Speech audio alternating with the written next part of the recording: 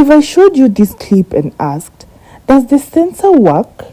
Most people will probably say yes. I'd say yes too.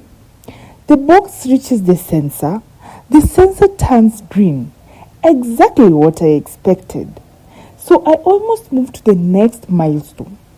But then I asked one question. What is the machine actually noticing? When we started this project, the machine couldn't even move. So we solved motion. Then another problem appeared. The box could move, but the machine had no idea where anything was. So we gave the world landmarks. Now the machine finally understood its own world. But understanding where things are isn't the same as understanding what just happened. Watch the sensor. Okay, the sensor changed. Has anything new happened? No.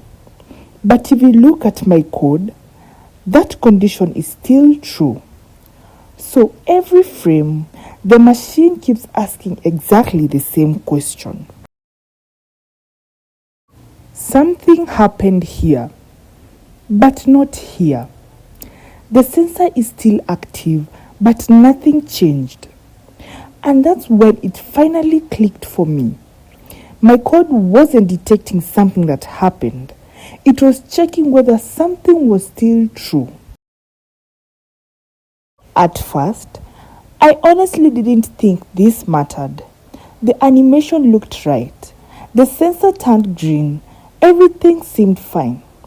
Until I imagined using the same signal for something real. One box, 7 products counted. Or imagine this sensor controls a diverter. Instead of pushing once, it never stops trying. The bug wasn't obvious, the consequences were.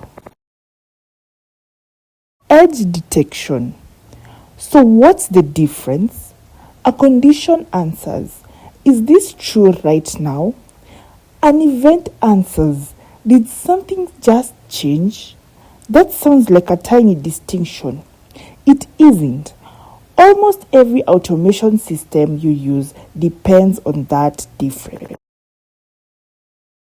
What's funny is, the simulation doesn't actually look any different.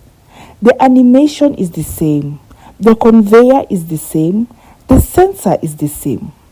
The only thing that changed was how I was thinking. If the machine has to know something changed, how does it remember what happened in the previous frame?